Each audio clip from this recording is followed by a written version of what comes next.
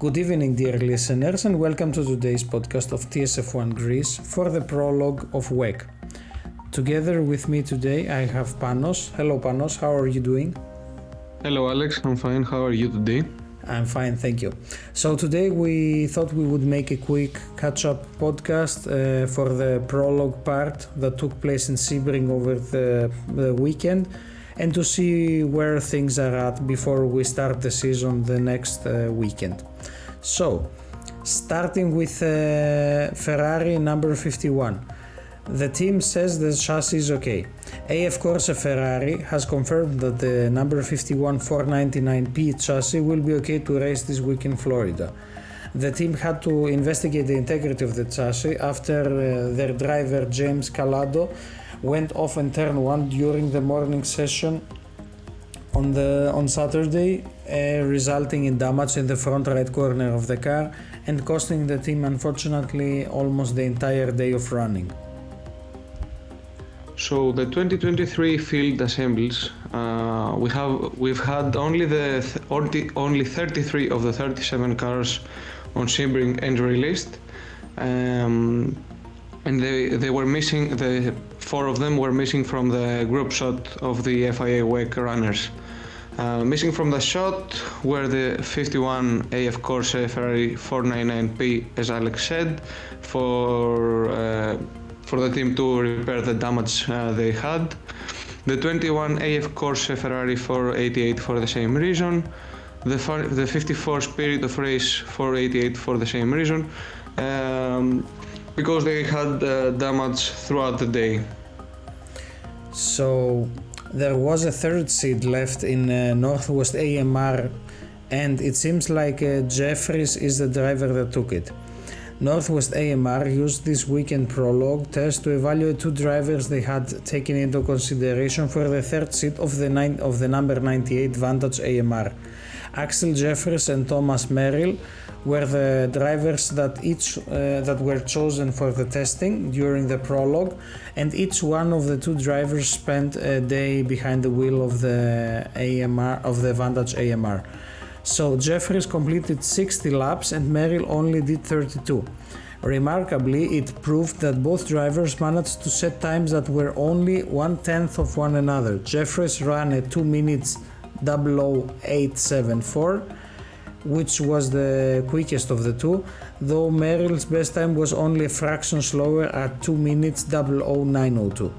The decision had been made where Jeffries posted on Instagram yesterday morning that he has been the driver that was chosen to drive for this season as the third driver of the 98 Northwest AMR Vantage car.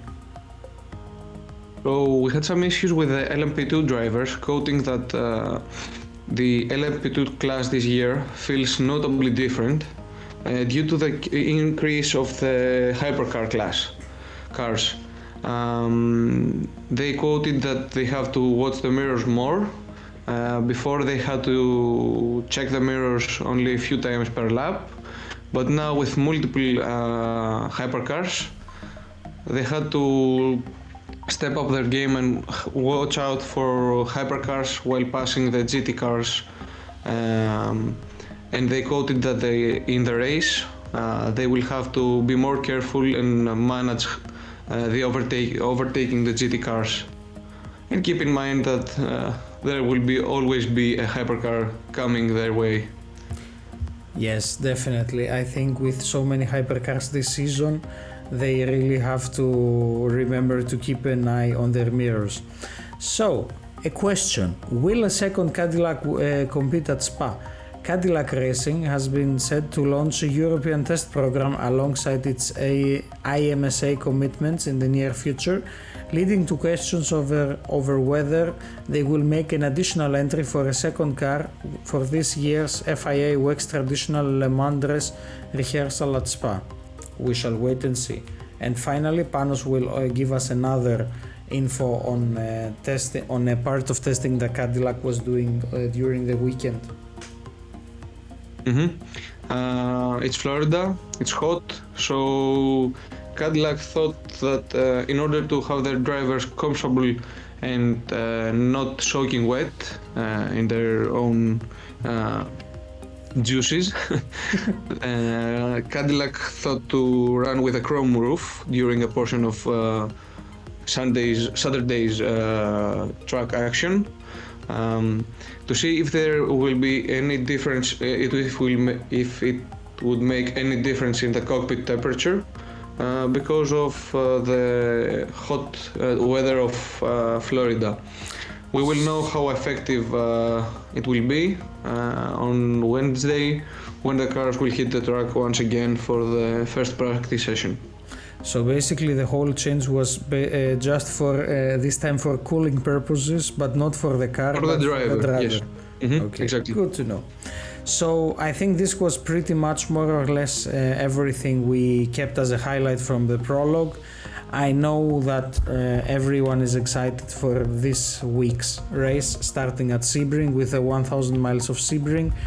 So stay tuned, it will be an interesting weekend. We will have to keep our eyes peeled both on WEC and on Formula 1 with the Saudi Arabia Grand Prix.